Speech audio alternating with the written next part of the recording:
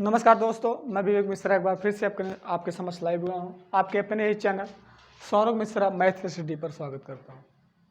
दोस्तों, कुछ तबीयत खराब होने की वजह से पिछले 4 से 5 दिनों में क्लास नहीं ले पाया। एक बार फिर से स्वस्थ होने के कारण अब आपके समक्ष लाइव हुआ हूँ। सबसे पहले आपसे निवेदन है कि आप चैनल को सब्सक्राइब एंड शेयर कर दीजिए। आप लोग पढ़ रहे हैं नहीं भैया? कमेंट बॉक्स में कमेंट करिए, लाइव आ जाइए सब लोग। मोहन मिश्रा जी, हाय सर, बहुत बहुत धन्यवाद मोहन मिश्रा जी, आप नियमित क्लास में बने हुए हैं। तो इसके पहले हमने चर्चा किया था कि आपसे छोटी याद के बारे में हमने बताया था। क्या छोटी याद में आपका भोजन का पाचन या अधिकांश पाचन या फिर भोजन का पूर्ण पाचन या भोजन का अवशोषण कहाँ होता है? तो छोटी याद में होता है। आज हम लोग पढ़ेंगे बड़ी याद। बड़ी याद क्या होता है इसके बारे में चर्चा करेंगे। तो देखते हैं बड़ी याद में जो होता है क्या होता है? जल का अवशोषण होता है। क्या होता है भैया? जल का अवशोषण होता है। जल का क्या होता है? अवशोषण होता है। ये अवशोषण कहाँ होता है? बड़ी आंत में होता है। ठीक, बड़ी आंत में ही क्या होता है? जल का अवशोषण होता है। और हमने बताया था आपको बड़ी आंत में क्या पाया जाता है? हमारा पित्तरस पाया जाता है। क्या पाया जाता है?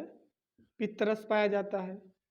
पित्तरस हमने बताया था कहाँ पाया जाता है? बड़ी आंत में पाया जाता है। ठीक,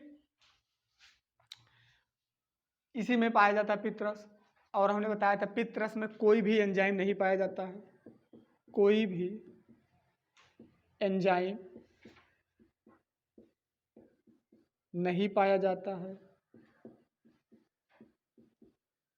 ठीक भैया, अगर आपसे पूछा गया कि पित्तरस में कौन सा एंजाइम पाया जाता है तो हम जानते हैं पित्तरस में कोई भी एंजाइम नहीं पाया जाता है। क्या भैया? कोई भी एंजाइम नहीं पाया जाता। इसे पित्तरस को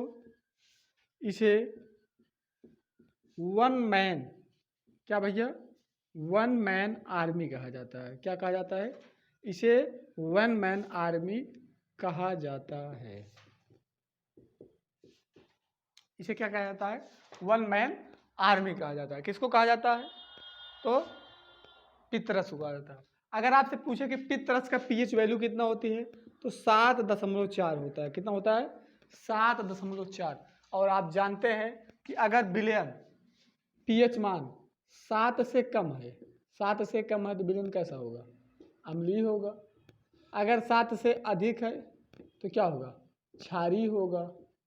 और अगर 7 के बराबर है तो क्या होगा? उदासीन होगा। क्या होगा भैया? उदासीन होगा ना। पीएच वैल्यू की खोज किसने किया था? तो सारेंसन ने किया था। पीएच में आप जानते हैं कि पीएच की वैल्यू अगर 7 से पीएच लेस देन 7, अगर 7 से कम है तो विलयन कैसा होगा? अम्लीय होगा। 7 से ज्यादा होगा तो कैसा होगा? क्षारीय होगा। और 7 के बराबर होगा तो क्या होगा? उदासीन होगा। ठीक, आई बात समझ में? अगली बात, अगर पीएच से बात करें पित्तरस से, यह भोजन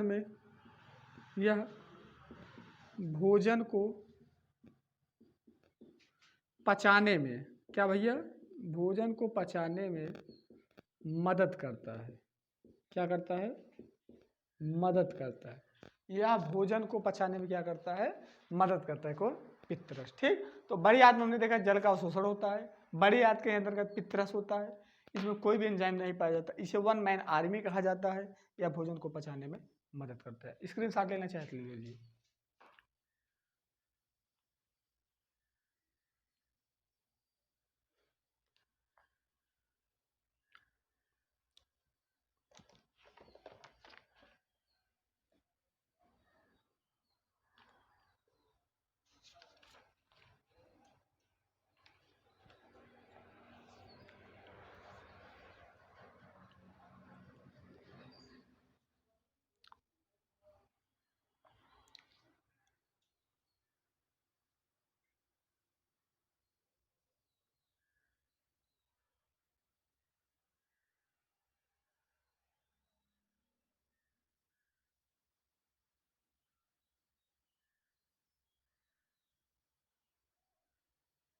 ठीक भैया, आगे बढ़ें।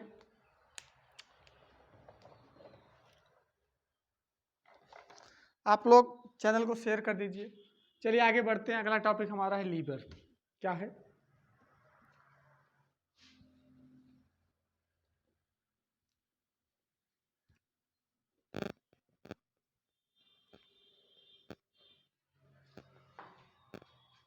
अगला हमारा है लीवर। क्या है? लीवर इसी को बोलते हैं क्या? यकृत।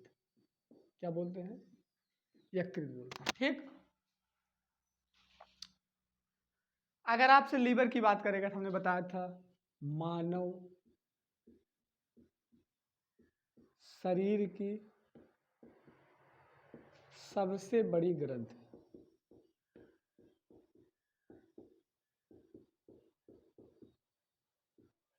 मानव शरीर की सबसे बड़ी ग्रंथि क्या होती है? यकृत होती है। मानव शरीर की सबसे बड़ी ग्रंथि क्या होती है भैया? यकृत होती है। इसका कार्य क्या होता है? पित्त रस का निर्माण। क्या भैया? पित्त रस का निर्माण। ठीक। अगला कार्य क्या है? अगला पित्त रस का क्या होता है भैया? निर्माण होता है। क्या होता है? पित्त रस का निर्माण होता है। आई बात समझ में? यहाँ तक कोई डाउट किसी को? अगर इसकी माध्यम की बात करेगा, इसका माध्यम कैसा होता है? तो क्षारीय होता है। कैसा माध्यम होता है? क्षारीय होता है। यकृत का माध्यम कैसा होता है भैया? क्षारीय होता है। यह ग्लूकोज को, यह ग्लूकोज को, किसको भैया? ग्लूकोज को किस में बदलता है? ग्लाइकोजन में। किस में बदलता है? ग्लाइकोजन में। ठीक। यह ग्लूकोज को ग्लाइकोजन में बदलता है। मतलब ग्लूकोज को किस में कन्वर्ट करता है? ग्लाइकोजन। आई बात समझ में? ठीक। इसमें दो प्रोटीन पाए जाते हैं। इसमें क्या पाए जाते हैं? दो प्रोटीन पाए जाते हैं। इसमें क्या होते हैं भैया? दो प्रोटीन पाए जाते हैं। ठीक। कौन कौन से? प्रोथ्राम्बिन, प्रोथ्राम्बिन एंड पहला प्रोटीन क्या है? प्रोथ्राम्बिन। अगला है फाइब्रिनोजन। क्या है? फाइब्रिनोजन। क्या है भैया? फाइब्रिनोजन। ठीक। तो यकृत में कौन से दो प्रोटीन पाए जाते हैं? प्रोथ्राम्बिन और फ्राइथ्रोम्बिन। ठीक है ना? प्रोथ्राम्बिन और फाइब्रिनोजन। ठीक।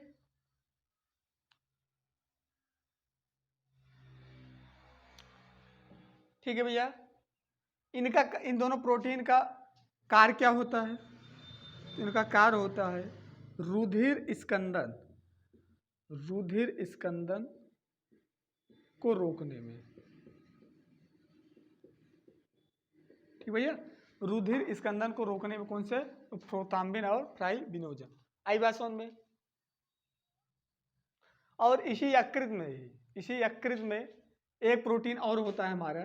इसी यकृत में एक प्रोटीन और होता है हिपैरिन। क्या भैया? हिपैरिन। ठीक है ना? हिपैरिन क्या करता है? प्रतिस्कंदनीय, प्रतिस्कंदनीय। देखो, प्रोथ्राम्बिन और फाइब्रिनोजन क्या करता है? रुधिर स्कंदन को रोकने में मदद करता है। मतलब जमने में मदद करता है। ठीक है ना? रुधिर स्कंदन को क्या करता है? जमने में मदद करता है। प्रतिस्कंदक मतलब ना जमने, ना जमने में क्या करता है? मदद करता है। आई बात समझ में? तो हमने पढ़ा यकृत। मानव शरीर की सबसे बड़ी ग्रंथि क्या है? यकृत है। इसका कार्य क्या होता है? पित्तरस का निर्माण करता है। माध्यम कैसा होता है? क्षारीय होता है। इसका कार्य क्या होता है? ग्लूकोज से किसमें कन्वर्ट करता है? ग्लाइकोजन में। इसमें दो प्रोटीन पाए जाते हैं, प्रोथ्राम्बिन और फाइब्रिनोजन। इनके क्या करते हैं? रुधिर स्कंदन को रोकने में, मतलब जमने में मदद करते हैं। किसमें? रुधिर स्कंदन मतलब जमने में मदद करते हैं। ठीक है ना? रुधिर को थक्का बनाने में मदद करते हैं। हिपैरिन क्या होता है? प्रतिस्कंदनी, न जमने में मदद करता है। यहां तक बातें समझ में आई होंगी। स्क्रीनशॉट लेना चाहे तो ले लीजिए।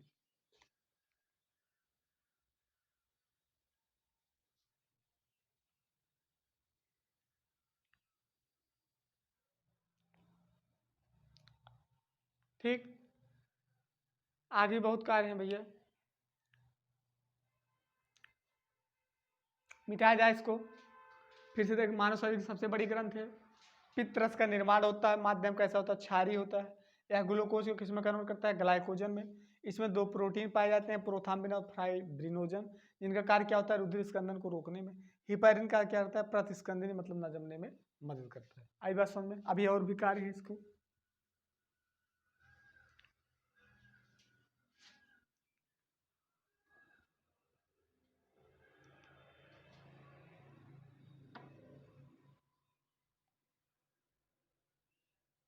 अगला कार्य देखेंगे यकृत के। अब इसका कार्य देखेंगे, वर्क। ठीक, कार्य क्या क्या करते हैं। इसका अगला कार्य है, अमोनिया को यूरिया में कन्वर्ट करता है। क्या करता है, अमोनिया को यूरिया में बदलता है। ठीक भैया, अमोनिया को क्या करता है, यूरिया में बदलता है। क्या करता है भैया, अमोनिया को यूरिया में बदलता है। ठीक है, अगला पॉइंट है, भ्रूण में आरबीसी का निर्माण। आरबीसी का निर्माण भ्रूण में आरबीसी का निर्माण यकृत में ही होता है। यकृत में ही होता है। आई बात समझ में। भ्रूण में आरबीसी का निर्माण कहाँ होता है, यकृत में ही होता है। कहने का मतलब कार्य क्या, अमोनिया को यूरिया में बदलता है। भ्रूण में आरबीसी का निर्माण कहाँ होता है, यकृत में ही होता है। आई बात समझ में। अगला है कूफर कोशिकाएं। कूफर कोशिकाएं, कूफर कोशिकाएं यकृत में पाई जाती है।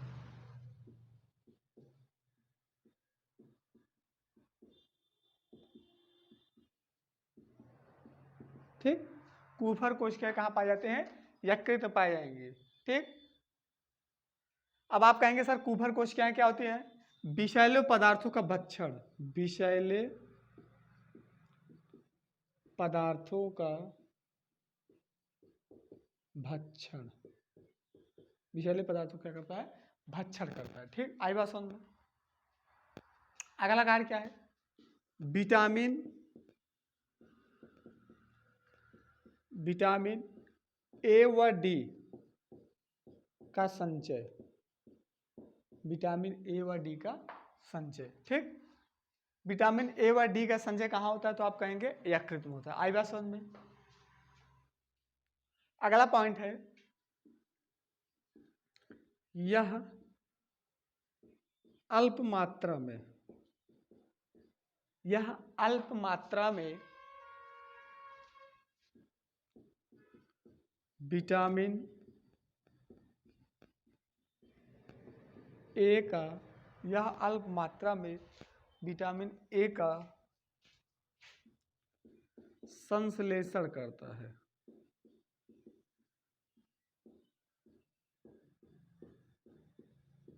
क्या करता है, यह अल्प मात्रा में विटामिन ए का क्या करता है भैया, संश्लेषण करता है। आई बात समझ में। तो यकृत में हमने पढ़ा मानव शरीर की सबसे बड़ी ग्रंथि है। कार्य क्या होता है, अमोनिया को यूरिया में बदलना। भ्रूण में आरबीसी का निर्माण यकृत में ही होता है। ठीक, आई बात समझ में। कूफर कोश क्या है, यकृत में पाए जाते हैं, विषैले पदार्थों का भक्षण। ठीक, अगला है विटामिन ए व डी का संचय कहाँ होता है, तो यकृत में होता है। यह अल्प मात्रा में विटामिन ए का क्या करता है, संश्लेषण करता है। आई बात समझ में। आशा करते हैं चीजें समझ में आई होंगी। अगर कोई भी डाउट हो आप कमेंट बॉक्स में कमेंट कर सकते हैं। स्क्रीनशॉट लेना चाहे तो स्क्रीनशॉट ले लीजिए।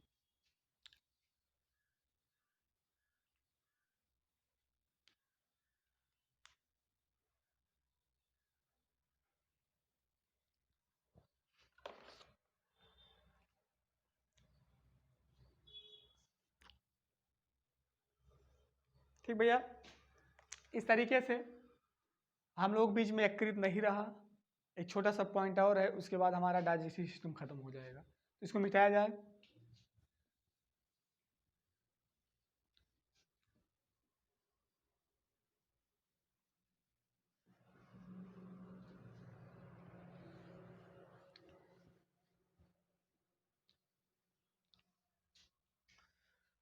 अगला है हमारा पैनक्रियाज। क्या है भैया? पैनक्रियाज, अग्नाशय। अगला क्या है? अगला पॉइंट है अग्नाशय, इसी को बोलते हैं पैनक्रियाज। क्या बोलते हैं? पैनक्रियाज। ठीक। इसका रंग कैसा होता है? रंग की बात करेगा, गुलाबी आंखें ना, गाना सुने हो तो रंग कैसा होता है भैया? गुलाबी होता है। रंग कैसा होता है? गुलाबी, गुलाबी होता है। ठीक। रंग कैसा होता है भैया? गुलाबी होता है। रंग कैसा? गुलाबी। 80 से 50 से 85 ग्राम का होता है। वेट की बात करें कितना? 50 से 85 ग्राम। पिंक कलर का, कैसा भैया? पिंक, गुलाबी कलर का होता है। ठीक। अगर इससे अगला पॉइंट बात करेगा तो यह मानव शरीर की, यह मानव शरीर की दूसरी सबसे बड़ी ग्रंथि, दूसरी सबसे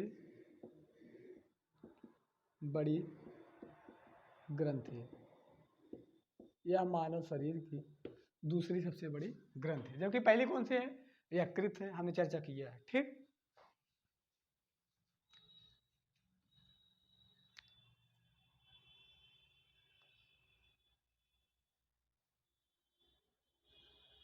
ठीक।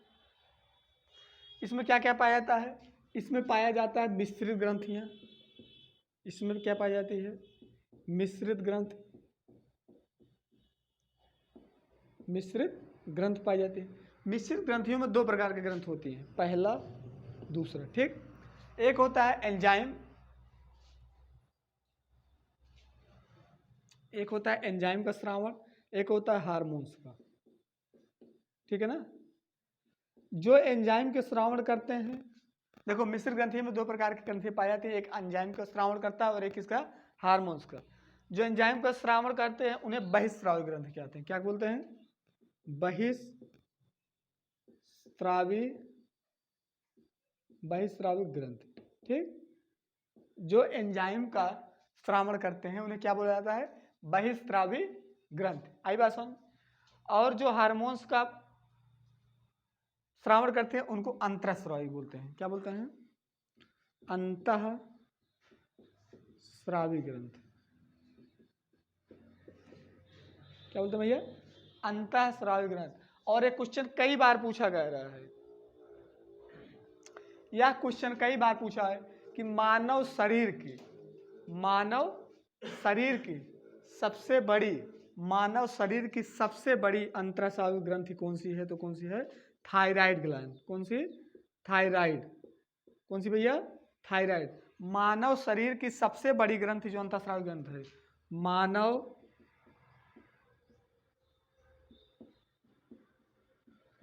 शरीर की सबसे बड़ी अंतःस्रावी ग्रंथ। अगर आपसे क्वेश्चन पूछा गया कि मानव शरीर की सबसे बड़ी अंतःस्रावी, अगर ग्रंथ की बात करेगा सबसे बड़ी ग्रंथ की, तो हमने बताया आपको क्या? यकृत। क्या बताया? यकृत। लेकिन अगर मानव शरीर की सबसे बड़ी अंतःस्रावी की बात करेगा तो क्या होगा हमारा? थायराइड होगा, थायराइड ग्लैंड। क्या भैया? Thyroid gland. आई बात समझ में? थायराइड ग्रंथ क्या है? मानव शरीर की सबसे बड़ी अंतःस्रावी ग्रंथि। आई बात समझ में? तो पैनक्रियाज के बारे में बात कर रहे थे। इसका कलर कैसा होता है? पिंक, गुलाबी। इसका वेट कितना होता है? 50 से 85 ग्राम। ठीक। मानव शरीर की दूसरी सबसे बड़ी ग्रंथि है, जबकि पहली कौन सी है? तो लीवर, यकृत। ठीक। इसमें मिश्रित ग्रंथियां पाई जाती हैं। मिश्रित ग्रंथि का मतलब एक जो एंजाइम का श्रावण करती है, एक जो हार्मोन्स का श्रावण करती है। जो एंजाइम का श्रावण करती है उन्हें क्या बोला जाता है? बहिस्रावी ग्रंथियां। जो हार्मोन्स का श्रावण करते हैं उनको क्या बोला जाता है? अंतःस्रावी ग्रंथि। ठीक। तो अगर बात करेगा आपसे कि मानव शरीर में सबसे बड़ी अंतःस्रावी ग्रंथि कौन सी है, तो मानव शरीर की सबसे बड़ी अंतःस्रावी ग्रंथि क्या? थायराइड। ठीक है ना। सबसे बड़ी ग्रंथि क्या है? थायराइड। सबमिट किया जाए, यहाँ तक मिटाया जाए। जो भी चीज़ें अगर डाउट हो आप कमेंट बॉक्स में कमेंट कर सकते हैं, ठीक है। मिटाया जाए भैया।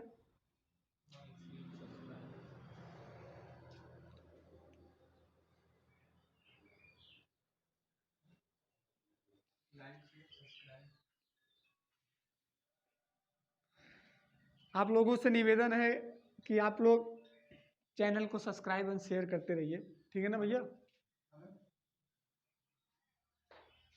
ठीक, अगला अग्नाशय की बात करेंगे, अगली बात करेगा, ठीक। इसमें अग्नाशयी रस पाया जाता है।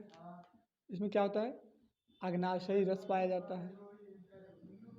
अग्नाशयी रस, अग्नाशयी रस को क्या कहा जाता है, पूर्ण पाचक रस। क्या बोला जाता है, पूर्ण पाचक रस, ठीक है भैया। इसे क्या बोला जाता है, पूर्ण पाचक रस। अग्नाशयी रस को क्या बोला जाता है, पूर्ण पाचक रस बोला जाता है। आई बात समझ में आता है। अगला है, इसमें लैंगरहैंस की दीप क्या पाई जाती है, क्या, लैंगरहैंस की दीप क्या पाई जाती है। अब आप पूछेंगे सर लैंगरहैंस क्या है। इसमें 3 प्रकार की भैया, इसमें क्या होता है, 3 प्रकार की, इसमें 3 प्रकार की कोशिकाएं पाई जाती है, जिनको अल्फा, बीटा और गामा बोला जाता है। देखो, अगर बात करेगा मानव शरीर की सबसे बड़ी ग्रंथ तो क्या है, यकृत है। मानव शरीर की दूसरी सबसे बड़ी ग्रंथ तो क्या है, पैनक्रियाज, अग्नाशय है। अगर मानव शरीर की सबसे बड़ी अंतःस्रावी ग्रंथ की बात करें तो क्या होगा, अग्नाशय।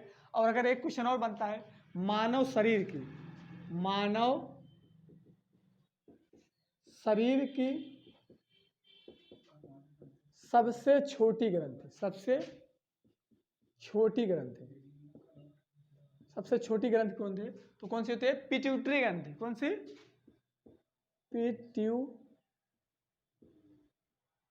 पिट्यूटरी ग्रंथि, ठीक है भैया। पिट्यूटरी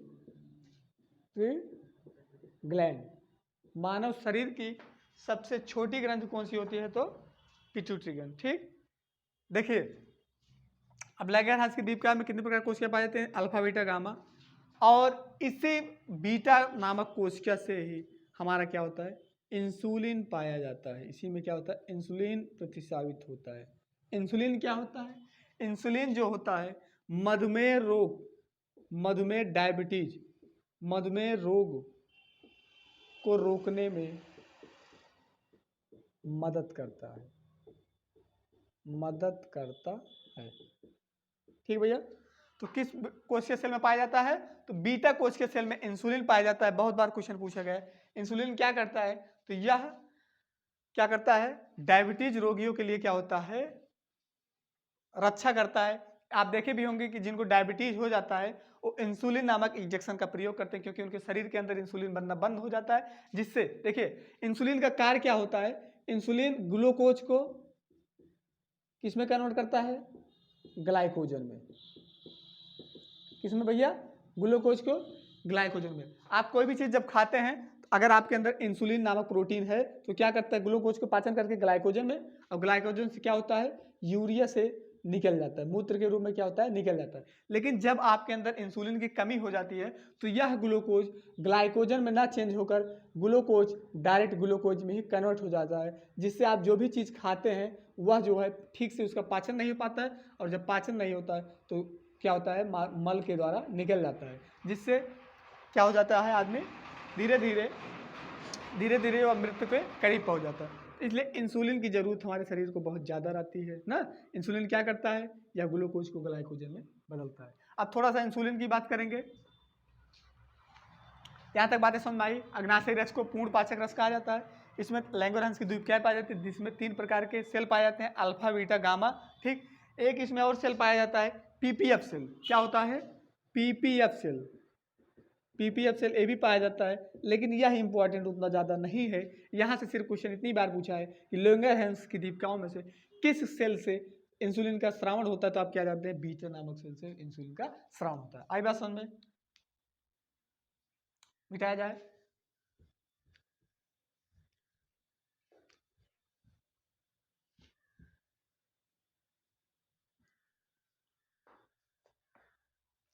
देखिए इंसुलिन की बात कर रहे थे,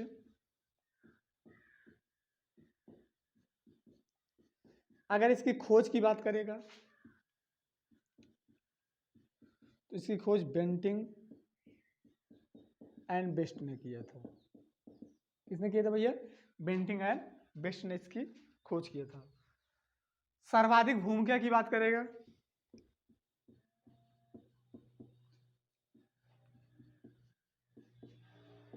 तो क्या होगा? प्रोटीन होगा। सर्वाधिक भूमिका की बात करेगा क्या होगा? प्रोटीन होगा। ठीक, अगर अगला क्वेश्चन पूछा था कि इंसुलिन के निर्माण में किस तत्व की भूमिका होती है, तो जिंक नामक तत्व पाया जाता है। जिंक नामक तत्व पाया जाता है। बहुत इंपॉर्टेंट है, हमने पहले वीडियो में चर्चा किया था, पहले वीडियो में आपको बताया था कि इंसुलिन में कौन सा तत्व पाया जाता है, जिंक पाया जाता है। जबकि हमने आपको बताया था कि उसमें हीमोग्लोबिन में कौन सा तत्व पाया जाता है, तो आयरन पाया जाता है। क्लोरोफिल में कौन सा तत्व पाया जाता है, तो मैग्नीशियम पाया जाता है। उसी प्रकार इंसुलिन में कई बार क्वेश्चन पूछा गया है, तो जिंक नामक तत्व पाया जाता है। आई बात समझ में यहाँ तक? अगला पॉइंट है इससे, प्रयोगशाला में बनने वाला पहला प्रोटीन है। पहला प्रोटीन है। आई बात समझ में? ठीक उसी प्रकार कहने का मतलब इंसुलिन क्या है? प्रयोगशाला में बनने वाला पहला प्रोटीन कौन सा है? तो इंसुलिन है। जैसे ही आपसे पूछा गया है कि प्रयोगशाला में बनने वाला पहला कार्बनिक पदार्थ क्या है, तो आप क्या जानते हैं? यूरिया जानते हैं, जिसकी खोज किसने किया था? वोलर ने किया था। उसी प्रकार इंसुलिन क्या है? इंसुलिन प्रयोगशाला में बनने वाला पहला प्रोटीन है। इंसुलिन की खोज किसने किया था? बेंटिंग एंड बेस्ट ने किया था। सर्वाधिक भूमिका क्या होती है? तो प्रोटीन के निर्माण में सहायता होता है। ठीक है ना? इंसुलिन में कौन सा तत्व पाया जाता है? तो जिंक नामक तत्व पाया जाता है। ठीक है ना? आई बात समझ में? इंसुलिन क्या करता है? ग्लूकोज को ग्लाइकोजन में बदलता है। आई बात यहाँ तक समझ में? ठीक, कोई डाउट किसी को? अगर डाउट हो तो कमेंट बॉक्स में आप कमेंट कर सकते हैं। ठीक, इंसुलिन एक क्वेश्चन यहाँ से बनता है, इंसुलिन कहाँ से पाया जाता है? जब आप पादप जगत पढ़ेंगे तो वहां से डहेलिया, क्या भैया? डहेलिया,